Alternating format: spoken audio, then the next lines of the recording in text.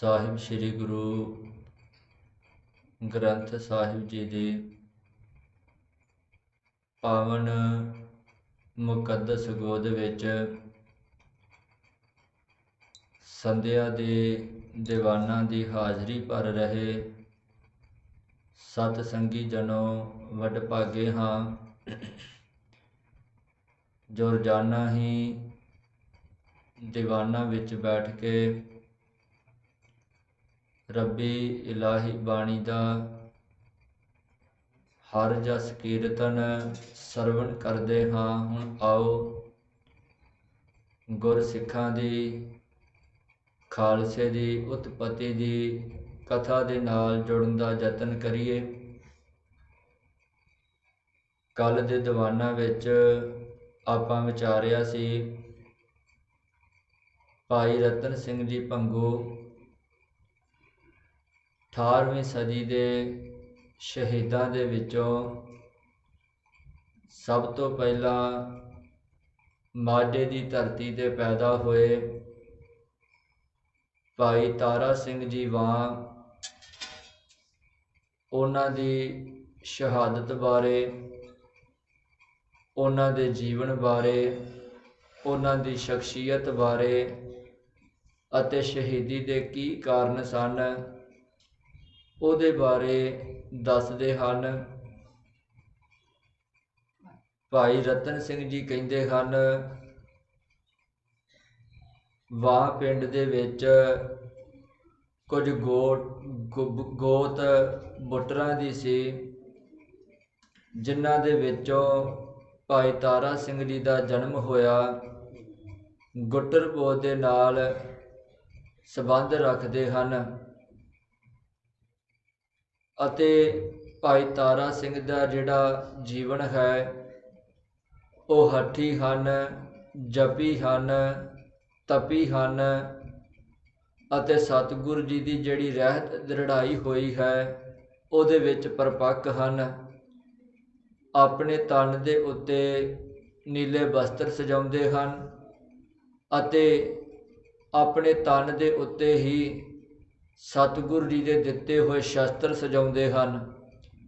ਗੁਰਬਾਣੀ ਨੂੰ ਪ੍ਰੇਮ ਦੇ ਨਾਲ ਪੜ੍ਹਦੇ ਹਨ ਅਤੇ ਦੈਵੀ ਗੁਣਾਂ ਦੇ ਧਾਰਨੀ ਹਨ ਅਤੇ ਜਿੱਥੇ ਵੀ ਕਿਤੇ ਜ਼ੁਲਮ ਹੁੰਦਾ ਹੈ, ਜਿੱਥੇ ਵੀ ਕਿਤੇ ਅਤਿਆਚਾਰ ਹੁੰਦਾ ਹੈ, ਕਿਸੇ ਨਾਲ ਧੱਕਾ ਹੁੰਦਾ ਹੈ, ਭਾਈ ਤਾਰਾ ਸਿੰਘ ਜੀ ਉਸ ਜੁਰਮ ਨੂੰ ਖਤਮ ਕਰਨ ਵਾਸਤੇ ਅਤੇ ਉਹਦੀ ਸਹਾਇਤਾ ਕਰਨ ਵਾਸਤੇ ਭਾਈ ਸਾਹਿਬ ਜੀ ਤਿਆਰ ਬਰ ਤਿਆਰ ਰਹਿੰਦੇ ਹਨ।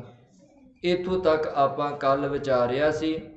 ਅਗਲੇਰੇ ਪ੍ਰਸੰਗ ਨੂੰ ਭਾਈ ਰਤਨ ਸਿੰਘ ਜੀ ਭੰਗੂ ਕਿਵੇਂ ਕਲਮਬੰਦ ਕਰਦੇ ਹਨ ਉਹਦੀ ਵਿਚਾਰ ਆਪਾਂ ਕਰਨੀ ਹੈ। ਵਿਚਾਰ ਆਰੰਭਣ ਤੋਂ ਪਹਿਲਾਂ ਆਓ ਗੁਰਦੇਵ ਦੇ ਚਰਨਾਂ 'ਚ ਹਾਜ਼ਰੀ ਲਵਾਈਏ। ਆਖੋ ਵਾਹਿਗੁਰੂ ਜੀ ਕਾ ਖਾਲਸਾ, ਵਾਹਿਗੁਰੂ ਜੀ ਕੀ ਫਤਿਹ। ਸਤਨਾਮ ਸ੍ਰੀ ਵਾਹਿਗੁਰੂ ਸਾਹਿਬ ਜੀ। ਦੋਹਰਾ ਸੀਸ ਧਰੇ ਹੱਥ ਪੁਰ ਫਿਰੈ, ਨਹਿ ਮਰਨੋ ਸੰਕਾਏ। ਸੀਸ ਧਰੇ ਹੱਥ ਪੁਰ ਫਿਰੈ, ਨਹਿ ਮਰਨੋ ਸੰਕਾਏ।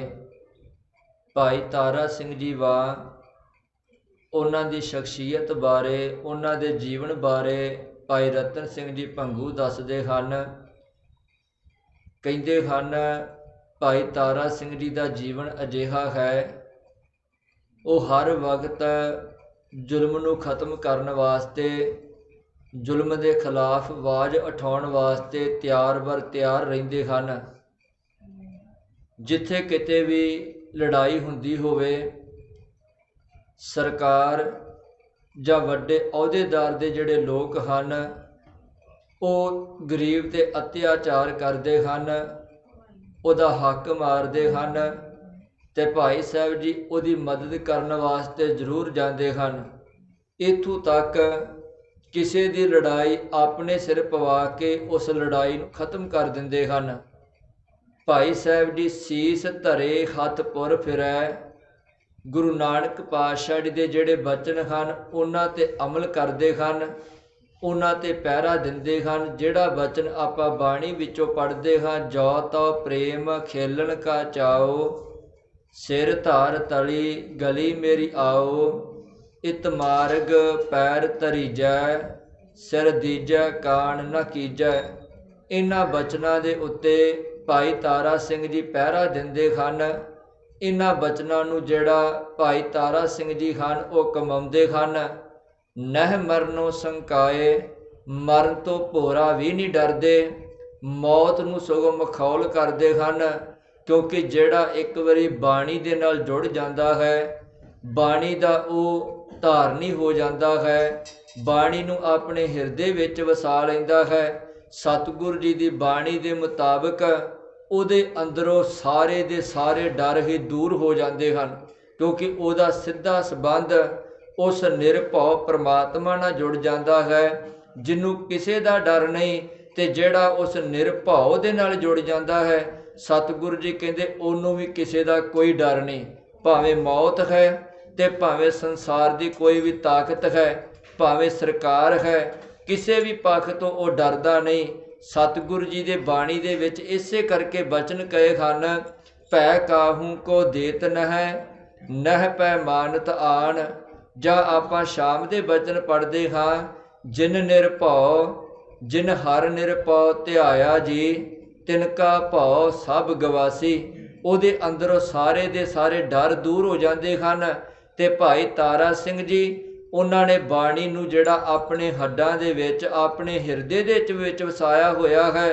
ਤੇ ਇਹਨਾਂ ਬਾਣੀ ਨੂੰ ਜਿਹੜਾ ਵਸਾਇਆ ਹੋਇਆ ਹੈ, ਉਹਨਾਂ ਨੂੰ ਕਿਸੇ ਪ੍ਰਕਾਰ ਦਾ ਕੋਈ ਡਰ ਨਹੀਂ। ਨਾ ਸਰਕਾਰ ਦਾ ਡਰ ਹੈ, ਨਾ ਮੌਤ ਦਾ ਡਰ ਹੈ। ਨਹਿ ਮਰਨੋਂ ਸੰਕਾਏ, ਮਰਨ ਵੱਲੋਂ ਉਹ ਬਿਲਕੁਲ ਨਹੀਂ ਡਰਦੇ, ਮੌਤ ਨੂੰ ਸਗੋਂ ਉਹ ਮਖੌਲ ਕਰਦੇ ਹਨ।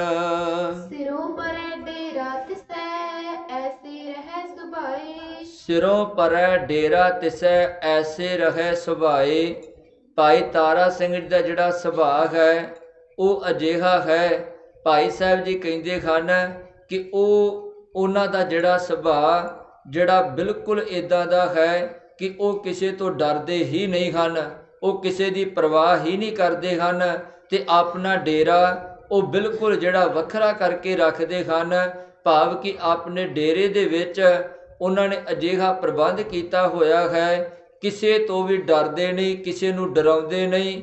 ਕੋਈ ਵੀ ਜਿਹੜਾ ਉਹਨਾਂ ਦੇ ਉੱਤੇ ਜਿਹੜਾ ਅਤਿਆਚਾਰ ਕਰਨ ਵਾਸਤੇ ਆਵੇ, ਉਹਦਾ ਪੂਰੇ ਦਾ ਪੂਰਾ ਪ੍ਰਬੰਧ ਭਾਈ ਤਾਰਾ ਸਿੰਘ ਨੇ ਆਪਣੇ ਡੇਰੇ ਵਿੱਚ ਕੀਤਾ ਹੋਇਆ ਹੈ। ਅਜਿਹਾ ਉਹਨਾਂ ਦਾ ਸੁਭਾਅ ਹੈ। ਇੱਥੋਂ ਤੱਕ ਵਿਦਵਾਨ ਲਿਖਦੇ ਹਨ ਕਿ ਭਾਈ ਤਾਰਾ ਸਿੰਘ ਜੀ ਜਿਹੜੇ ਡੇਰੇ ਵਿੱਚ ਰਹਿੰਦੇ ਹਨ, ਉਸ ਡੇਰੇ ਦੇ ਵਿੱਚ 2-3 ਕਮਰੇ ਹਨ ਅਤੇ ਉਹਨਾਂ ਕਮਰਿਆਂ ਦੇ ਵਿੱਚ ਸਤਿਗੁਰੂ ਜੀ ਦੀ ਬਾਣੀ ਦਾ ਪ੍ਰਵਾਹ ਚੱਲਦਾ ਹੈ। ਕੋਈ ਕੀਰਤਨ ਕਰਦਾ ਹੈ, ਕੋਈ ਉੱਥੇ ਸੰਗਤ ਰੂਪ ਵਿੱਚ ਬੈਠਦਾ ਹੈ, ਕੋਈ ਉੱਥੇ ਪ੍ਰਸ਼ਾਦੇ ਪਾਣੀ ਦੀ ਸੇਵਾ ਕਰਦਾ ਹੈ, ਕੋਈ ਉੱਥੇ ਸ਼ਸਤਰਾਂ ਦੀ ਜਿਹੜੀ ਸਿਖਲਾਈ ਲੈਂਦਾ ਹੈ, ਭਾਵ ਕਿ ਗੱਤਕਾ ਖੇਡਦਾ ਹੈ। ਤੇ ਭਾਈ ਤਾਰਾ ਸਿੰਘ ਜੀ ਦੀ ਕੁਟੀਆ ਬਾਰੇ, ਡੇਰਾ ਬਾਰੇ ਇੱਥੋਂ ਤੱਕ ਵਿਦਵਾਨ ਲਿਖਦੇ ਹਨ, ਉਹਨਾਂ ਦੇ ਡੇਰੇ ਦੇ ਬਾਹਰ ਇੱਕ ਡੂੰਘਾ ਟੋਵਾ ਪੁੱਟਿਆ ਹੁੰਦਾ ਸੀ। ਜਦੋਂ ਗਰਮੀਆਂ ਹੁੰਦੀਆਂ ਸਨ ਤੇ ਉਸ ਗਰਮੀਆਂ ਦੇ ਦਿਨਾਂ ਦੇ ਵਿੱਚ ਪਾਣੀ ਭਰ ਲੈਣਾ, ਤਾਂ ਜੋ ਜਿਹੜੀ ਹਵਾ ਆਉਣੀ ਹੈ ਉਸ ਪਾਣੀ ਨੂੰ ਸਪਰਸ਼ ਕਰਕੇ ਜਿਹੜੀ ਡੇਰੇ ਦੇ ਵਿੱਚ ਹਵਾ ਆਵੇ ਉਹ ਠੰਡੀ ਹੋ ਕੇ ਆਵੇ। ਤੇ ਜੇ ਗਰਮੀ ਗਰਮੀ ਲੰਘ ਜਾਣੀ, ਸਿਆਲ ਆ ਜਾਣਾ, ਉਸ ਟੋਵੇ ਨੂੰ ਸੁਕਾ ਕੇ ਉਹਨਾਂ ਦੇ ਵਿੱਚ ਬਾਲਣ ਸੁੱਟ ਦੇਣਾ ਤੇ ਜਿਹੜਾ ਅੱਗ ਬਾਲ ਕੇ ਸਿਆਲ ਕੱਟ ਲੈਣਾ। ਭਾਵ ਕਿ ਅਜਿਹਾ ਉਹਨਾਂ ਨੇ ਪ੍ਰਬੰਧ ਆਪਣੇ ਡੇਰੇ ਦਾ ਬਣਾਇਆ ਹੋਇਆ ਸੀ। ਇੱਕ ਕਿਲੇ ਦੀ ਤਰ੍ਹਾਂ ਬਣਾਇਆ ਸੀ, ਭਾਵੇਂ ਕਿਲਾ ਤੇ ਨਹੀਂ ਸੀ, ਕਿਲੇ ਦੀ ਤਰ੍ਹਾਂ ਸੀ। ਜੇ ਕੋਈ ਦੁਸ਼ਮਣ ਬਾਹਰੋਂ ਆ ਜਾਵੇ ਤਾਂ ਉਹਦੇ ਨਾਲ ਮੁਕਾਬਲਾ ਵੀ ਉਸ ਡੇਰੇ ਦੇ ਵਿੱਚ ਵਧੀਆ ਢੰਗ ਤਰੀਕੇ ਦੇ ਨਾਲ ਕੀਤਾ ਜਾ ਸਕਦਾ ਸੀ। ਜਬ ਬੰਦੋ ਹੁਤੋ ਜੀਵਤੋ ਉਨ ਲੀਨੋ ਤੁਰਕ ਹਰਾਏ, ਜਬ ਬੰਦੋ ਹੁਤੋ ਜੀਵਤੋ ਉਨ ਲੀਨੋ ਤੁਰਕ ਹਰਾਏ। ਭਾਈ ਤਾਰਾ ਸਿੰਘ ਜੀ ਕਹਿੰਦੇ ਹਨ, ਜਦੋਂ ਬਾਬਾ ਬੰਦਾ ਸਿੰਘ ਜੀ ਪੰਜਾਬ ਦੇ ਵਿੱਚ ਰਾਜ ਸਥਾਪਿਤ ਕਰ ਰਹੇ ਸਨ, ਜ਼ੁਲਮ ਨੂੰ ਠੱਲ ਪਾ ਰਹੇ ਸਨ, ਸਿੱਖ ਰਾਜ ਨੂੰ ਜਿਹੜਾ ਉਹ ਵਧਾ ਰਹੇ ਸਨ, ਤਾਂ ਤੁਰਕਾਂ ਨੂੰ, ਮੁਗਲਾਂ ਨੂੰ ਉਹਨਾਂ ਨੇ ਹਰਾ ਦਿੱਤਾ। ਉਹਨਾਂ ਨੂੰ ਜਿਹੜਾ ਮਾਤ ਦੇ ਦਿੱਤੀ, ਉਹਨਾਂ ਦੀ ਕੋਈ ਪੇਸ਼ ਨਾ ਚੱਲਣ ਦਿੱਤੀ। ਖੁਸ਼ਾਮਦ ਕਰ ਕਰ ਸਿੰਘਨ ਕੀ, ਲੇਵੈ ਮੁਲਕ ਬਸਾਏ। ਖੁਸ਼ਾਮਦ ਕਰ ਕਰ ਸਿੰਘਣ ਕੀ ਲੇਵੈ ਮੁਲਕ ਵਸਾਏ। ਜਿਹੜੇ ਬੰਨੇ ਵੀ ਬਾਬਾ ਬੰਦਾ ਸਿੰਘ ਨੇ ਰਾਜ ਸਥਾਪਿਤ ਕੀਤਾ, ਜਿਹੜੇ ਵੀ ਇਲਾਕੇ ਦੇ ਵਿੱਚ ਕੇਸਰੀ ਨਿਸ਼ਾਨ ਝੁਲਾਇਆ, ਭਾਵੇਂ ਸਢੌਰਾ ਹੈ, ਭਾਵੇਂ ਸਮਾਣਾ ਹੈ, ਭਾਵੇਂ ਪਾਣੀਪਤ ਹੈ, ਭਾਵੇਂ ਸਰਹੰਦ ਹੈ, ਭਾਵੇਂ ਲਾਹੌਰ ਹੈ, ਜਿਹੜੇ ਵੀ ਇਲਾਕੇ ਦੇ ਵਿੱਚ ਬਾਬਾ ਬੰਦਾ ਸਿੰਘ ਨੇ ਰਾਜ ਸਥਾਪਿਤ ਕੀਤਾ, ਉੱਥੋਂ ਦੇ ਜਿਹੜੇ ਤੁਰਕ ਸਨ, ਫੌਜਾਂ ਜਿਹੜੀਆਂ ਸਨ, ਉਹ ਬਾਬਾ ਬੰਦਾ ਸਿੰਘ ਜੀ ਦੀਆਂ ਖੁਸ਼ਾਮਦਾਂ ਕਰਦੇ ਸਨ, ਮਿੰਨਤਾਂ ਕਰਦੇ ਸਨ ਕਿ ਸਾਡੇ 'ਤੇ ਜ਼ੁਲਮ ਨਾ ਕੀਤਾ ਜਾਵੇ। ਜਿਵੇਂ ਤੁਸੀਂ ਕਹੋਗੇ ਅਸੀਂ ਉਸੇ ਤਰੀਕੇ ਦੇ ਨਾਲ ਤੁਹਾਡੇ ਰਾਜ ਦੇ ਵਿੱਚ ਰਹਿਣ ਨੂੰ ਤਿਆਰ ਹਾਂ। ਲੇਟ ਪੇਟ ਸਿੰਘਨ ਰੱਖੈ ਤੱਦੀ ਲਖ ਟਲ ਜਾਏ। ਲੇਟ ਪੇਟ ਸਿੰਘਨ ਰੱਖੈ ਤੱਦੀ ਲੱਖ ਟਲ ਜਾਏ। ਇਹ ਜਿਹੜੇ ਤੁਰਕ ਸਨ, ਬਾਬਾ ਬੰਦਾ ਸਿੰਘ ਜੀ ਦੀ ਖੁਸ਼ਾਮਦ ਕਰਦੇ ਸਨ, ਬਾਬਾ ਬੰਦਾ ਸਿੰਘ ਦੇ ਅਧੀਨ ਚੱਲਦੇ ਸਨ, ਕਿਉਂਕਿ ਉਹਨਾਂ ਉੱਤੇ ਸਮਾਂ ਮਾੜਾ ਸੀ, ਉਹਨਾਂ ਦੀ ਪੇਸ਼ ਕੋਈ ਨਹੀਂ ਸੀ ਚੱਲਦੀ। ਆਪਣਾ ਸਮਾਂ ਲੰਘਾਉਣ ਵਾਸਤੇ ਤੱਦੀ ਲੱਖ ਟਲ ਜਾਏ, ਸਮਾਂ ਲੰਘ ਜਾਵੇ, ਟਲ ਜਾਵੇ, ਟਾਈਮ ਟੱਪ ਜਾਵੇ। ਇਸ ਕਰਕੇ ਜਿਹੜਾ ਬਾਬਾ ਬੰਦਾ ਸਿੰਘ ਜੀ ਦੀ ਉਹ ਖੁਸ਼ਾਮਦ ਕਰਦੇ ਸਨ। ਬੰਦੋ ਮਾਰਿਓ ਜਬ ਉਨੈ ਬਿਨ ਖਤਿਓ ਸਿੰਘਨ ਖਪਾਹੇ। ਬੰਦੋ ਮਾਰਿਓ ਜਬ ਉਨੈ ਬਿਨ ਖਤਿਓ ਸਿੰਘਨ ਖਪਾਹੇ। ਜਿਸ ਵਕਤ ਬਾਬਾ ਬੰਦਾ ਸਿੰਘ ਜੀ ਨੂੰ 1716 ਈਸਵੀ ਦੇ ਵਿੱਚ ਤੁਰਕਾਂ ਨੇ ਸ਼ਹੀਦ ਕਰ ਦਿੱਤਾ, ਤਾਂ ਜਿਹੜੇ ਤੁਰਕ ਸਨ, ਫਰਕਸੀਅਰ ਬਾਦਸ਼ਾਹ ਸੀ, ਬਿਨ ਖਤਿਓ ਸਿੰਘਨ ਖਪਾਹੇ, ਬਿਨਾਂ ਕਸੂਰ ਤੋਂ, ਬਿਨਾਂ ਜ਼ੁਲਮ ਤੋਂ ਜਿਹੜੇ ਨਗਰਾਂ ਦੇ ਵਿੱਚ ਸਿੰਘ ਰਹਿੰਦੇ ਸਨ, ਸਿੱਖ ਰਹਿੰਦੇ ਸਨ, ਉਹਨਾਂ ਦੇ ਉੱਤੇ ਫਿਰ ਜਿਹੜਾ ਜ਼ੁਲਮ ਕਰਨ ਲੱਗੇ। ਕਿਉਂਕਿ ਬਾਬਾ ਬੰਦਾ ਸਿੰਘ ਨੂੰ ਸ਼ਹੀਦ ਕਰਨ ਤੋਂ ਬਾਅਦ ਉਹਨਾਂ ਦਾ ਮੁੱਖ ਮਕਸਦ ਹੀ ਇਹ ਸੀ ਕਿ ਪੰਜਾਬ ਦੇ ਵਿੱਚੋਂ ਸਿੱਖਾਂ ਦਾ ਖੁਰਾ ਖੋਸ਼ ਮਿਟਾ ਦੇਣਾ। ਜਿਸ ਵਕਤ ਬਾਬਾ ਬੰਦਾ ਸਿੰਘ ਰਾਜ ਸਥਾਪਿਤ ਕਰਦਾ ਹੈ, ਉਸ ਵਕਤ ਭਾਈ ਤਾਰਾ ਸਿੰਘ ਜੀ ਉਹ ਵੀ ਬਾਬਾ ਬੰਦਾ ਸਿੰਘ ਜੀ ਦੇ ਨਾਲ ਰਲ ਕੇ ਜਿਹੜੇ ਰਾਜ ਸਥਾਪਿਤ ਕਰਨ ਵਿੱਚ ਮਦਦ ਕਰਦੇ ਨੇ। ਭਾਵ ਕਿ ਭਾਈ ਤਾਰਾ ਸਿੰਘ ਨੇ ਵੀ ਕਈ ਜੰਗਾਂ ਬਾਬਾ ਬੰਦਾ ਸਿੰਘ ਜੀ ਦੇ ਨਾਲ ਰਲ ਕੇ ਲੜੀਆਂ ਹਨ। ਉਹਨਾਂ ਨੇ ਵੀ ਪੂਰਾ ਹਿੱਸਾ ਪਾਇਆ ਹੈ ਕਿ ਰਾਜ ਸਥਾਪਿਤ ਹੋ ਸਕੇ, ਸਿੱਖ ਰਾਜ ਕਾਇਮ ਹੋ ਸਕੇ। ਪਰ ਜਿਸ ਵਕਤ ਬਾਬਾ ਬੰਦਾ ਸਿੰਘ ਜੀ ਸ਼ਹੀਦ ਹੋ ਗਏ, ਬਾਬਾ ਬੰਦਾ ਸਿੰਘ ਜੀ ਸੰਸਾਰ ਤੋਂ ਕੂਚ ਕਰ ਗਏ, ਤੇ ਭਾਈ ਤਾਰਾ ਸਿੰਘ ਜੀ ਮਾਝੇ ਦੀ ਧਰਤੀ ਤੇ ਡੇਰਾ ਲਾ ਕੇ ਬੈਠ ਗਏ। ਇੱਥੇ ਫਿਰ ਹਠੀ ਜਪੀ ਕਰਨ ਲੱਗੇ, ਬੰਦਗੀ ਕਰਨ ਲੱਗੇ, ਅਤੇ ਸਤਿਗੁਰ ਜੀ ਦੇ ਦਿੱਤੇ ਹੋਏ ਦੋਵੇਂ ਸਿਧਾਂਤ ਭਗਤੀ ਤੇ ਸ਼ਕਤੀ ਉਹਨਾਂ ਨੂੰ ਅਪਣਾਉਣ ਲੱਗੇ ਤੇ ਤਿਆਰੀਆਂ ਕਰਨ ਲੱਗੇ ਸਮੇਂ ਦੇ ਨਾਲ ਲੜਨ ਦੀਆਂ।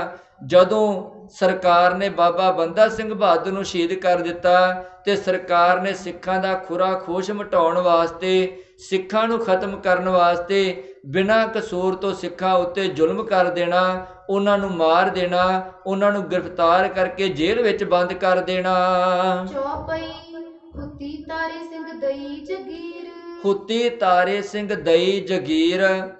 ਭਾਈ ਤਾਰਾ ਸਿੰਘ ਜੀ, ਇਹਨਾਂ ਦਾ ਜਿਹੜਾ ਸਬੰਧ ਹੈ ਖੇਤੀਬਾੜੀ ਦੇ ਨਾਲ ਹੈ, ਕਿਉਂਕਿ ਇਹਨਾਂ ਦੇ ਜਿਹੜੇ ਪਿਤਾ ਭਾਈ ਗੁਰਦਾਸ ਜੀ ਹਨ, ਉਹਨਾਂ ਨੇ ਜਿਹੜਾ ਖੇਤੀਬਾੜੀ ਕਰਦੇ ਸਨ। ਕਿਉਂਕਿ ਬਾਬਾ ਬੰਦਾ ਸਿੰਘ ਬਹਾਦਰ ਜੀ ਨੇ ਰਾਜ ਸਥਾਪਿਤ ਕਰਨ ਤੋਂ ਬਾਅਦ ਪਹਿਲਾ ਐਲਾਨ ਹੀ ਇਹ ਕੀਤਾ ਸੀ ਕਿ ਜਿਹੜੇ ਕਿਸਾਨ ਖੇਤੀਬਾੜੀ ਕਰਦੇ ਹਨ ਪਰ ਸਾਰੀ ਫਸਲ ਸਰਕਾਰ ਲੈ ਜਾਂਦੀ ਹੈ, ਜਿਹੜਾ ਕਬਜ਼ਾ ਸਰਕਾਰ ਦਾ ਹੈ ਪੈਲੀਆਂ ਉੱਤੇ, ਇਹ ਜਿਹੜਾ ਕਬਜ਼ਾ ਸਰਕਾਰ ਦਾ ਨਹੀਂ ਹੋਵੇਗਾ, ਇਹ ਜਿਹੜਾ ਹੱਕ ਕੇਵਲ ਕਿਸਾਨਾਂ ਦਾ ਹੋਵੇਗਾ।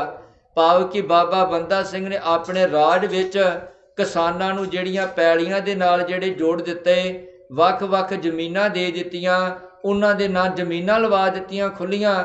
ਤੇ ਉਸੇ ਸਮੇਂ ਦੇ ਵਿੱਚ ਭਾਈ ਗੁਰਦਾਸ ਜੀ ਦੇ ਨਾਲ ਵੀ ਜ਼ਮੀਨ ਲੱਗੀ ਤੇ ਭਾਈ ਤਾਰਾ ਸਿੰਘ ਜੀ ਜਿਹੜਾ ਪਹਿਲਾਂ ਆਪਣੇ ਪਿਤਾ ਦੇ ਨਾਲ ਖੇਤੀਬਾੜੀ ਵੀ ਕਰਦੇ ਹਨ, ਤੇ ਉਧਰ ਹੀ ਜਦੋਂ ਬਾਬਾ ਬੰਦਾ ਸਿੰਘ ਜੀ ਸ਼ਹੀਦ ਹੋ ਗਏ ਤੇ ਫਿਰ ਮਾਝੇ ਦੀ ਧਰਤੀ ਉੱਤੇ ਜਿਹੜੀ ਇਹਨਾਂ ਦੀ ਜ਼ਮੀਨ ਹੈ, ਕਿਉਂਕਿ ਅੱਜ ਵੀ ਇਹਨਾਂ ਦੇ ਨਾਮ ਜ਼ਮੀਨ ਬੋਲਦੀ ਹੈ, ਉੱਥੇ ਜਿੱਥੇ ਸਥਾਨ ਬਣਿਆ ਹੋਇਆ ਹੈ ਭਾਈ ਤਾਰਾ ਸਿੰਘ ਜੀ ਦਾ, ਉਹਦੇ ਨਾਲ ਜਿੰਨੀ ਲੱਗਦੀ ਗੁਰਦੁਆਰੇ ਦੀ ਜ਼ਮੀਨ ਹੈ ਅੱਜ ਵੀ ਭਾਈ ਤਾਰਾ ਸਿੰਘ ਜੀ ਦੇ ਨਾਮ ਹੀ ਬੋਲਦੀ ਹੈ। ਭਾਵ ਕਿ ਭਾਈ ਤਾਰਾ ਸਿੰਘ ਜੀ ਦੇ ਨਾਲ ਕੁਝ ਜਗੀਰ ਹੈ, ਕੁਝ ਇਹਨਾਂ ਦੇ ਨਾਲ ਸੰਪਤੀ ਲੱਗੀ ਹੋਈ ਹੈ, ਜਿਸ ਵਿੱਚ ਇਹ ਵਾਹੀ ਕਰਦੇ ਹਨ, ਖੇਤੀਬਾੜੀ ਕਰਦੇ ਹਨ, ਅਤੇ ਕੁਝ ਡੰਗਰ ਰੱਖ ਕੇ ਉਹਨਾਂ ਦੀ ਜਿਹੜੀ ਸੇਵਾ ਕਰਦੇ ਹਨ।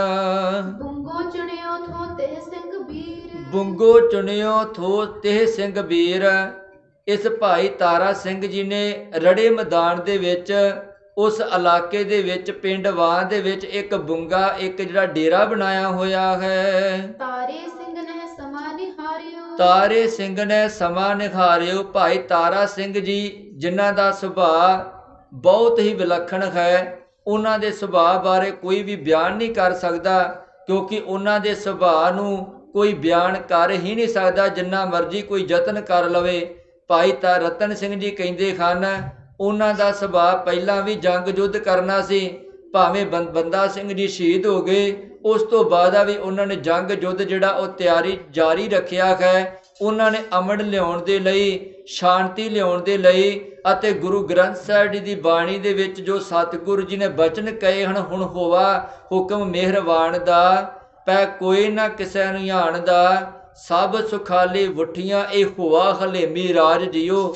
ਜਾਂ ਭਗਤ ਰਵਿਦਾਸ ਜੀ ਕਹਿੰਦੇ ਹਨ, ਬੇਗਮਪੁਰਾ ਸ਼ਹਿਰ ਕੋ ਨਾਓ, ਦੁਖ ਅੰਦੋ ਨਹੀਂ ਤੇ ਠਾਓ, ਨਾ ਤਸਵੀਸ ਖਰਾਜ ਨਾ ਮਾਲ, ਖੌਫ ਨਾ ਖਤਾ ਨਾ ਤਰਸ ਜਵਾਲ। ਇਹ ਰਾਜ ਸਥਾਪਿਤ ਕਰਨ ਵਾਸਤੇ ਭਾਈ ਤਾਰਾ ਸਿੰਘ ਜੀ ਜਿਹੜੇ ਉਹ ਤਤਬਰ ਤਤ ਤਿਆਰ ਹੀ ਰਹੇ ਹਨ, ਭਾਵੇਂ ਫੌਜਾਂ ਘੱਟ ਹਨ, ਭਾਵੇਂ ਸਿੰਘ ਘੱਟ ਹਨ, ਪਰ ਭਾਈ ਤਾਰਾ ਸਿੰਘ ਨੇ ਆਪਣੇ ਸੁਭਾਅ ਦੇ ਵਿੱਚ ਤਬਦੀਲੀ ਨਹੀਂ ਆਉਣ ਦਿੱਤੀ। ਵਹੀ ਰੱਖਿਓ ਉਨ ਸਿੱਧਾ ਧਾਰਿਓ, ਵਹੀ ਰੱਖਿਓ ਉਨ ਸਿੱਧਾ ਧਾਰਿਓ। ਸਿੱਧਾ ਤੋਂ ਭਾਵ ਕਿ ਲੜਾਈ ਫਸਾਦ, ਜਿਹੜਾ ਕੰਮ ਉਹ ਬਾਬਾ ਬੰਦਾ ਸਿੰਘ ਜੀ ਨਾਲ ਰਲ ਕੇ ਕਰਦੇ ਸਨ, ਲੜਾਈ ਫਸਾਦ ਜ਼ੁਲਮ ਨੂੰ ਖਤਮ ਕਰਨਾ, ਉਹ ਜਿਹੜਾ ਕੰਮ ਉਹਨਾਂ ਨੇ ਜਾਰੀ ਰੱਖਿਆ। ਪਹਿਲੀ ਬਾਣੋ ਟਲੇ ਸੁਨਾਹੇ, ਪਹਿਲੀ ਬਾਣੋ ਟਲੇ ਸੁਨਾਹੇ, ਕਿਉਂਕਿ ਜਿਹੜੀ ਆਦਤ ਇੱਕ ਵਾਰੀ ਪੈ ਜਾਵੇ, ਜਿਹੜਾ ਇੱਕ ਵਾਰੀ ਬੰਦੇ ਦਾ ਸੁਭਾਅ ਬਣ ਜਾਵੇ, ਉਸ ਸੁਭਾਅ ਤੋਂ ਛੁਟਕਾਰਾ ਪਾਉਣਾ, ਉਸ ਸੁਭਾਅ ਨੂੰ ਛੱਡਣਾ ਬੜਾ ਔਖਾ ਹੁੰਦਾ ਹੈ।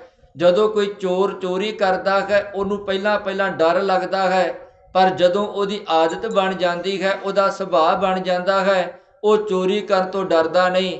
ਇਸੇ ਤਰੀਕੇ ਨਾਲ ਜਿਹੜਾ ਨਸ਼ੇੜੀ ਹੈ, ਨਸ਼ਾ ਕਰਨ ਵਾਲਾ ਹੈ, ਜਦੋਂ ਨਵਾਂ ਨਸ਼ੇ ਦੇ ਨਾਲ ਲੱਗਦਾ ਹੈ, ਲੱਤ ਲੱਗਦੀ ਹੈ, ਸ਼ੁਰੂ ਵਿੱਚ ਉਹ ਘਬਰਾਉਂਦਾ ਹੈ, ਪਰ ਜਦੋਂ ਨਸ਼ੇ ਦੀ ਪੂਰੇ ਵਿੱਚ ਗਰਕ ਹੋ ਜਾਂਦਾ ਹੈ, ਫਿਰ ਉਹ ਨਸ਼ੇ ਦਾ ਸੁਭਾਅ ਛੱਡ ਨਹੀਂ ਸਕਦਾ। ਜਿੰਨਾ ਕੋਈ ਮਰਜ਼ੀ ਯਤਨ ਕਰ ਲਏ ਉਹਨੂੰ ਨਸ਼ਾ ਛਡਾਉਣ ਦਾ, ਪਰ ਉਹਦਾ ਸੁਭਾਅ ਬਣ ਜਾਂਦਾ ਹੈ, ਉਹਦੀ ਆਦਤ ਬਣ ਜਾਂਦੀ ਹੈ, ਉਹਨੂੰ ਸਮਝਾਉਣ ਦਾ ਕੋਈ ਵੀ ਫਾਇਦਾ ਨਹੀਂ ਹੁੰਦਾ। ਇਸੇ ਤਰੀਕੇ ਦੇ ਨਾਲ ਭਾਈ ਤਾਰਾ ਸਿੰਘ ਜੀ ਹੈ, ਜਿਨ੍ਹਾਂ ਦਾ ਸੁਭਾਅ ਪਹਿਲਾਂ ਵੀ ਲੜਾਈ ਕਰਨਾ ਸੀ ਤੇ ਬਾਅਦ ਵਿੱਚ ਵੀ ਉਹਨਾਂ ਦਾ ਸੁਭਾਅ ਲੜਾਈ ਕਰਨਾ ਹੀ ਰਿਹਾ। ਪਹਿਲਾਂ ਤੋਂ ਭਾਵ ਕਿ ਬਾਬਾ ਬੰਦਾ ਸਿੰਘ ਜੀ ਦੇ ਸਮੇਂ ਵੀ ਤੇ ਬਾਅਦ ਵਿੱਚ ਬਾਬਾ ਬੰਦਾ ਸਿੰਘ ਦੇ ਸ਼ਹੀਦ ਹੋਣ ਤੋਂ ਬਾਅਦਾਂ ਵੀ ਉਹਨਾਂ ਨੇ ਇਹ ਜਿਹੜਾ ਕੰਮ ਜਾਰੀ ਰੱਖਿਆ। ਉਹਨਾਂ ਨੇ ਆਪਣੀ ਆਦਤ ਵਿੱਚ ਤਬਦੀਲੀ ਨਹੀਂ ਆਉਣ ਦਿੱਤੀ। ਦੰਗੋ ਫੰਗੋ ਰੱਖੇ ਮਚਾਏ, ਦੰਗੋ ਫੰਗੋ ਰੱਖੇ ਮਚਾਏ, ਦੰਗੋ ਫੰਗੋ ਲੜਾਈ ਫਸਾਦ ਉਹਨਾਂ ਨੇ ਜਾਰੀ ਰੱਖਿਆ। ਰਾਹ ਜਾਂਦੀ ਲਈ ਕਾਇ ਸਮੂਲ, ਰਾਹ ਜਾਂਦੀ ਲਈ ਕਾਇ ਸਮੂਲ, ਰਾਹ ਜਾਂਦੀ ਹੋਈ ਵਿਪਤਾ, ਰਾਹ ਜਾਂਦੀ ਹੋਈ ਲੜਾਈ, ਕਿਸੇ ਦੀ ਲੜਾਈ ਹੋਵੇ ਆਪਣੇ ਗਲ ਪਵਾ ਕੇ ਉਹ ਨਜਿੱਠ ਲੈਂਦੇ ਹਨ। 10 ਦੰਗਿਆਂ ਨੇ ਰੱਖਿਆ ਸਕੂਲ, 10 ਦੰਗਿਆਂ ਨੇ ਰੱਖੇ ਸਕੂਲ। 10 ਜਿਹੜੇ ਸਿੰਘ ਜੁਝਾਰੂ ਯੋਧੇ ਹਨ, ਭਾਈ ਤਾਰਾ ਸਿੰਘ ਦੇ ਕੋਲ ਹਰ ਵਕਤ ਰਹਿੰਦੇ ਹਨ।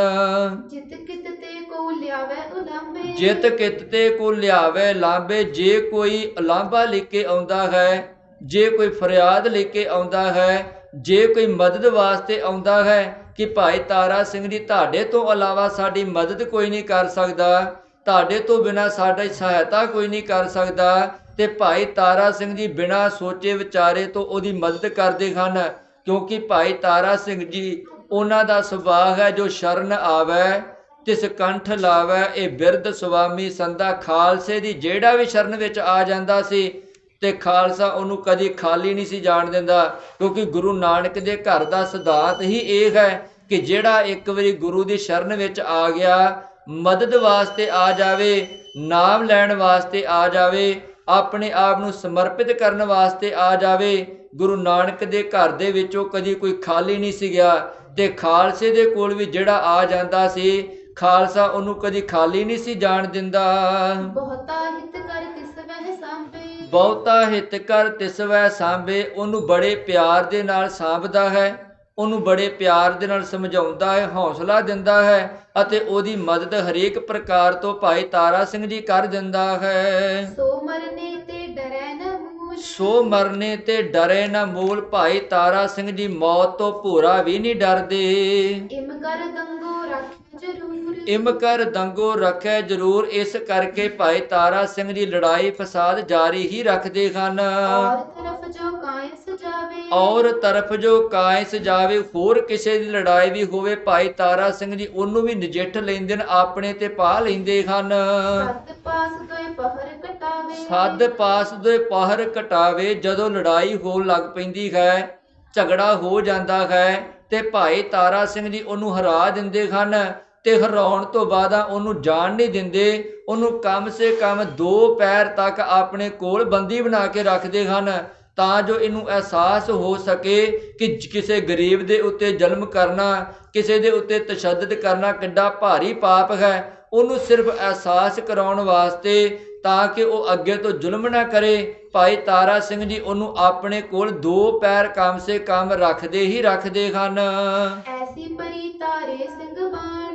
ਐਸੀ ਪਰੀ ਤਾਰੇ ਸਿੰਘ ਬਾਣ, ਭਾਈ ਤਾਰਾ ਸਿੰਘ ਜੀ ਦੀ ਐਸੀ ਆਦਤ ਬਣ ਚੁੱਕੀ ਸੀ, ਅਜਿਹੇ ਉਹਨਾਂ ਦਾ ਸੁਭਾਅ ਬਣ ਚੁੱਕਿਆ ਸੀ, ਆਪਣੀ ਆਦਤ ਉਹ ਟਲਦੇ ਨਹੀਂ ਸਨ। ਮਹਿਮਾਨੇ ਵੈ ਤੁਰਕਨ ਆਣ, ਨਹਿਮਾਨੇ ਵੈ ਤੁਰਕਨ ਆਣ, ਜੇ ਮੰਨ ਲਵੋ ਕੋਈ ਤੁਰਕ ਆ ਕੇ ਸਮਝਾਉਣ ਦਾ ਯਤਨ ਵੀ ਕਰੇ ਕਿ ਭਾਈ ਸਾਹਿਬ ਜੀ ਤੁਹਾਡੇ ਕਰਕੇ ਮਾਹੌਲ ਖਰਾਬ ਹੁੰਦਾ ਹੈ, ਤੁਸੀਂ ਲੜਾਈ ਫਸਾ ਛੱਡ ਦਵੋ, ਇਹ ਕੰਮ ਸਾਡਾ ਹੈ, ਤੁਹਾਡਾ ਕੰਮ ਭਗਤੀ ਕਰਨਾ ਹੈ, ਤੁਹਾਡਾ ਕੰਮ ਨਾਮ ਜਪਣਾ ਹੈ, ਭਾਵ ਕਿ ਕਿਸੇ ਵੀ ਤਰੀਕੇ ਨਾਲ ਆ ਕੇ ਸਮਝਾਉਣ ਦੀ ਕੋਸ਼ਿਸ਼ ਕਰੇ ਤੇ ਭਾਈ ਤਾਰਾ ਸਿੰਘ ਜੀ ਉਹਦੀ ਪਰਵਾਹ ਨਹੀਂ ਕਰਦੇ, ਸਗੋਂ ਉਹਨੂੰ 2 ਦੀਆਂ 4 ਸੁਣਾ ਕੇ ਭੇਜਦੇ ਹਨ, ਕਿਉਂਕਿ ਭਾਈ ਤਾਰਾ ਸਿੰਘ ਜੀ ਅੱਗਿਓਂ ਫਿਰ ਜਵਾਬ ਦਿੰਦੇ, ਲੜਾਈ ਅਸੀਂ ਨਹੀਂ ਕਰਦੇ, ਲੜਾਈ ਅਸਲ ਵਿੱਚ ਤੁਸੀਂ ਕਰਦੇ ਜੇ, ਸਾਡਾ ਵੀ ਜੀ ਕਰਦਾ ਹੈ ਕਿ ਸਾਰੇ ਪਾਸੇ ਅਮਨ ਰਵੇ, ਅਸੀਂ ਵੀ ਚਾਹੁੰਦੇ ਹਾਂ ਕਿ ਸਾਰੇ ਬਾਨੇ ਸ਼ਾਂਤੀ ਰਹੇ, ਅਸੀਂ ਵੀ ਚਾਹੁੰਦੇ ਹਾਂ ਕਿ ਸਾਰਿਆਂ ਨੂੰ ਅਧਿਕਾਰ ਬਰਾਬਰ ਦਿੱਤੇ ਜਾਣ, ਕਿਉਂਕਿ ਗੁਰੂ ਨਾਨਕ ਦੇ ਘਰ ਦਾ ਤੇ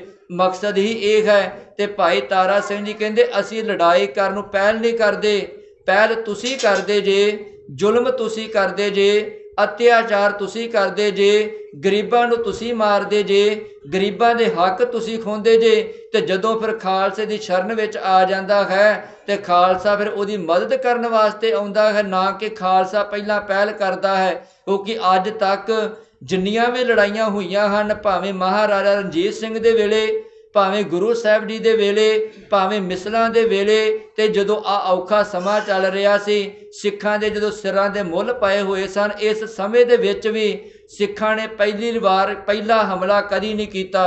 ਪਹਿਲਾਂ ਦੁਸ਼ਮਣ ਹਮਲਾ ਕਰਦਾ ਸੀ, ਉਹਦੇ ਜਵਾਬ ਦੇ ਵਿੱਚ ਹੀ ਖਾਲਸਾ ਜਵਾਬ ਦਿੰਦਾ ਸੀ, ਕਿਉਂਕਿ ਗੁਰੂ ਹਰਗੋਬਿੰਦ ਪਾਤਸ਼ਾਹ ਨੇ 4 ਲੜਾਈਆਂ ਲੜੀਆਂ ਹਨ ਤੇ 4 ਲੜਾਈਆਂ ਦੇ ਵਿੱਚ ਪਹਿਲਾ ਵਾਰ ਗੁਰੂ ਹਰਗੋਬਿੰਦ ਪਾਤਸ਼ਾਹ ਜੀ ਕੀਤਾ, ਪਹਿਲਾ ਵਾਰ ਦੁਸ਼ਮਣ ਕਰਦਾ ਰਿਹਾ ਹੈ। ਗੁਰੂ ਗੋਬਿੰਦ ਸਿੰਘ ਮਹਾਰਾਜ ਨੇ 14 ਲੜਾਈਆਂ ਲੜੀਆਂ ਹਨ ਤੇ 14 ਲੜਾਈਆਂ ਦੇ ਵਿੱਚ ਗੁਰੂ ਗੋਬਿੰਦ ਸਿੰਘ ਮਹਾਰਾਜ ਨੇ ਬਾਅਦ ਵਿੱਚ ਵਾਰ ਕੀਤਾ ਹੈ, ਪਹਿਲਾਂ ਦੁਸ਼ਮਣ ਨੇ ਕੀਤਾ ਹੈ। ਤਾਈਓ ਕਰਕੇ ਗੁਰੂ ਗੋਬਿੰਦ ਸਿੰਘ ਨੇ ਜ਼ਫਰਨਾਮੇ ਵਿੱਚ ਲਿਖਿਆ, ਔਰੰਗਜ਼ੇਬ ਮੈਂ ਹਥਿਆਰ ਨਹੀਂ ਸੀ ਚੁੱਕਣਾ ਚਾਹੁੰਦਾ, ਮੈਂ ਨਹੀਂ ਸੀ ਚਾਹੁੰਦਾ ਕਿ ਮੈਂ ਲੜਾਈ ਕਰਾਂ, ਮੈਂ ਨਹੀਂ ਸੀ ਚਾਹੁੰਦਾ ਕਿ ਮੈਂ ਤੇਰੇ ਵਰਗੇ ਪਾਪੀ ਨੂੰ ਮਾਰਾਂ, ਪਰ ਅਸਲ ਵਿੱਚ ਤੂੰ ਮਜਬੂਰ ਕਰ ਦਿੱਤਾ ਹੈ, ਤੇ ਜਦੋਂ ਪਾਣੀ ਸਿਰ ਦੇ ਉੱਤੋਂ ਲੰਘ ਜਾਵੇ ਫਿਰ ਪ੍ਰਮਾਤਮਾ ਮੈਨੂੰ ਆਗਿਆ ਦੇ ਦਿੱਤੀ, ਪ੍ਰਮਾਤਮਾ ਨੇ ਕਿ ਚੂੰ ਕਰ ਅੱਜ ਖਾਮਾ ਹੀਲ ਤੇ ਦਰ ਗੁਜਸ਼ਤ ਹਲਾਲ ਅਸਤਰ ਹਰ ਹਲਾਲ ਹਸਤ ਬੁਰਦਮ ਬਾਸ਼ਮਸ਼ੀਰ ਦਸਤ, ਮੈਨੂੰ ਪ੍ਰਮਾਤਮਾ ਨੇ ਹੁਕਮ ਕਰ ਦਿੱਤਾ ਕਿ ਜਦੋਂ ਪਾਣੀ ਸਿਰ ਤੋਂ ਲੰਘ ਜਾਵੇ ਫਿਰ ਹਥਿਆਰ ਚੁੱਕਣਾ ਜਾਇਜ਼ ਹੈ। ਤੇ ਗੁਰੂ ਗੋਬਿੰਦ ਸਿੰਘ ਕਹਿੰਦੇ ਮੈਂ ਹਥਿਆਰ ਬਾਅਦ ਚੋਂ ਚੁੱਕਿਆ, ਪਹਿਲਾਂ ਤੂੰ ਸ਼ੁਰੂਆਤ ਕੀਤੀ ਹੈ। ਭਾਵ ਕਿ ਖਾਲਸੇ ਨੇ ਜਦੋਂ ਵੀ ਲੜਾਈਆਂ ਲੜੀਆਂ ਹਨ, ਜਦੋਂ ਵੀ ਜ਼ੁਲਮ ਨੂੰ ਠੱਲ ਪਾਈ ਹੈ, ਪਹਿਲਾਂ ਦੁਸ਼ਮਣ ਨੇ ਵਾਰ ਕੀਤਾ ਹੈ, ਫਿਰ ਖਾਲਸੇ ਨੇ ਉਹਦਾ ਜਿਹੜਾ ਜਵਾਬ ਦਿੱਤਾ ਹੈ। ਭਾਈ ਤਾਰਾ ਸਿੰਘ ਨੂੰ ਜੇ ਕੋਈ ਸਮਝਾਉਣ ਵਾਸਤੇ ਆਉਂਦਾ ਹੈ ਤੇ ਭਾਈ ਤਾਰਾ ਸਿੰਘ ਜੀ ਉਹਨੂੰ ਨਿਰ ਉੱਤਰ ਕਰਕੇ ਉਹਨੂੰ 2 ਦੀਆਂ 4 ਸੁਣਾ ਕੇ ਭੇਜ ਦਿੰਦੇ ਹਨ। ਦੋਹਰਾ ਕਹੈ ਦੰਗਿਓ ਹਮ ਕਿਮ ਡਰੈ, ਦੰਗੋ ਹਮਰੀ ਜਾਤ, ਕਹੇ ਦੰਗਿਓ ਹਮ ਕਿਮ ਟਰੈ, ਦੰਗੋ ਹਮਰੀ ਜਾਤ। ਭਾਈ ਤਾਰਾ ਸਿੰਘ ਜੀ ਅੱਗਿਓਂ ਸੁਣਾਉਂਦੇ ਹਨ ਕਿ ਤੁਸੀਂ ਸਾਨੂੰ ਦੰਗਾ ਕਰਨ ਤੋਂ ਰੋਕਣ ਆਏ ਜੇ, ਸਾਨੂੰ ਲੜਾਈ ਫਸਾਦ ਕਰਨ ਤੋਂ ਰੋਕਣ ਆਏ ਜੇ, ਅਸੀਂ ਦੰਗਾ ਕਰਨ ਤੋਂ ਕਦੋਂ ਰੁਕਣ ਲੱਗੇ ਹਾਂ, ਅਸੀਂ ਤੇ ਦੰਗਾ ਕਰ ਤੋਂ ਰੁਕਣਾ ਹੀ ਨਹੀਂ ਹੈ, ਕਿਉਂਕਿ ਦੰਗਾ ਤੇ ਹਮਰੀ ਜਾਤ ਹੈ, ਲੜਾਈ ਕਰਨੀ ਤੇ ਸਾਡੀ ਜਾਤ ਹੈ। ਤੇ ਇਹ ਲੜਾਈ ਕਰਨੀ ਸਾਨੂੰ ਜਿਹੜਾ ਗੁਰੂ ਨਾਨਕ ਪਾਤਸ਼ਾਹ ਨੇ ਸਿਖਾਇਆ ਹੈ। ਗੁਰੂ ਨਾਨਕ ਪਾਤਸ਼ਾਹ ਨੇ ਦੱਸਿਆ ਹੈ ਕਿ ਜ਼ੁਲਮ ਦੇ ਖਿਲਾਫ ਆਵਾਜ਼ ਉਠਾਉਣੀ ਇਹ ਮੇਰੇ ਸਿੱਖ ਦੇ ਲਈ ਜ਼ਰੂਰੀ ਹੈ, ਕਿਉਂਕਿ ਸੱਚ ਸੁਣਾਏ ਸੀ ਸੱਚ ਕੀ ਬੇਲਾ, ਸੱਚ ਦੇ ਲਈ ਖੜਾ ਹੋ ਜਾਣਾ, ਇਹ ਵੀ ਜਿਹੜਾ ਜ਼ੁਲਮ ਦੇ ਖਿਲਾਫ ਆਵਾਜ਼ ਉਠਾਉਣੀ ਹੈ। ਇੱਕ ਲੜਾਈ ਮੈਦਾਨੇ ਜੰਗ ਦੇ ਵਿੱਚ ਹੁੰਦੀ ਹੈ, ਇੱਕ ਲੜਾਈ ਆਪਣੇ ਅਸੂਲਾਂ ਦੇ ਲਈ ਜਿਹੜਾ ਵਾ ਉਹ ਸਰਕਾਰ ਨੂੰ ਸੱਚ ਸੁਣਾ ਕੇ ਹੁੰਦੀ ਹੈ। ਭਾਵ ਕਿ ਜਿਹੜੇ ਵੀ ਤਰੀਕੇ ਦੇ ਨਾਲ ਸਿੱਖ ਲੜਾਈ ਕਰੇ, ਸਤਿਗੁਰੂ ਜੀ ਕਹਿੰਦੇ ਉਹ ਮੇਰੇ ਸਿੱਖ ਲਈ ਜਾਇਜ਼ ਹੈ, ਕਿਉਂਕਿ ਉਹ ਇਨਸਾਫ ਦੇ ਲਈ ਲੜ ਲਿਆ ਹੈ, ਨਾ ਕਿ ਆਪਣੇ ਰੂਪ ਪਾਉਣ ਵਾਸਤੇ, ਨਾ ਕਿ ਆਪਣੇ ਆਪ ਦਾ ਨਾਮ ਬਣਾਉਣ ਵਾਸਤੇ। ਉਹ ਸਿਰਫ ਜ਼ੁਲਮ ਨੂੰ ਖਤਮ ਕਰਨ ਵਾਸਤੇ ਲੜ ਰਿਹਾ ਹੈ, ਕਿਉਂਕਿ ਗੁਰੂ ਨਾਨਕ ਪਾਤਸ਼ਾਹ ਨੇ ਲੜਾਈ ਲੜੀਆਂ ਤੇ ਇਸੇ ਕਰਕੇ ਬਾਬਰ ਨੂੰ ਜਾਬਰ ਕਹਿ ਦਿੱਤਾ, ਕਿਉਂਕਿ ਸੱਚ ਸੁਣਾਏ ਸੀ ਸੱਚ ਕੀ ਬੇਲਾ। ਸਤਿਗੁਰੂ ਜੀ ਕਹਿੰਦੇ ਹਨ ਕਿ ਇਹ ਭਾਈ ਤਾਰਾ ਸਿੰਘ ਜੀ ਕਹਿੰਦੇ ਹਨ ਕਿ ਅਸੀਂ ਲੜਾਈ ਤੋਂ ਨਹੀਂ ਹਟਣ ਲੱਗੇ, ਕਿਉਂਕਿ ਇਹ ਲੜਾਈ ਵਾਲਾ ਗੁਣ ਸਾਨੂੰ ਗੁਰੂ ਨਾਨਕ ਪਾਤਸ਼ਾਹ ਨੇ ਖੁਦ ਸਾਡੀ ਝੋਲੀ ਵਿੱਚ ਪਾਇਆ ਹੈ। ਤੇ ਦੰਗੋ ਹਮਰੀ ਜਾਤ, ਦੰਗਾ ਤੇ ਸਾਡੀ ਅਸਲ ਵਿੱਚ ਜਾਤ ਹੈ। ਅਸੀਂ ਦੰਗਾ ਕਰਨ ਤੋਂ ਟਲ ਨਹੀਂ ਲੱਗੇ, ਪਰ ਦੰਗਾ ਅਸੀਂ ਕਰਾਂਗੇ ਉਦੋਂ ਜਦੋਂ ਜ਼ੁਲਮ ਜਿਹੜਾ ਅੱਤ ਕਰ ਦੇਵੇਗਾ, ਜਦੋਂ ਜ਼ੁਲਮ ਪਾਣੀ ਜਿਹੜਾ ਸਿਰ ਦੇ ਉੱਤੋਂ ਲੰਘ ਜਾਵੇਗਾ। ਅਗਲੇਰੇ ਪ੍ਰਸੰਗ ਨੂੰ ਭਾਈ ਰਤਨ ਸਿੰਘ ਜੀ ਭੰਗੂ ਕਿਵੇਂ ਕਲਮਬੰਦ ਕਰਦੇ ਹਨ, ਉਹ ਵਿਚਾਰ ਆਪਾਂ ਕੱਲ੍ਹ ਦੇ ਦੀਵਾਨਾਂ 'ਚ ਕਰਾਂਗੇ। ਇੰਨੀਆਂ ਬੇਨਤੀਆਂ ਪ੍ਰਵਾਨ ਕਰਨੀਆਂ। ਗੁਰੂ ਅਤੇ ਸੰਗਤ ਬਖਸ਼ਣਹਾਰ ਹੈ। ਵਾਹਿਗੁਰੂ ਜੀ ਕਾ ਖਾਲਸਾ, ਵਾਹਿਗੁਰੂ ਜੀ ਕੀ ਫਤਿਹ।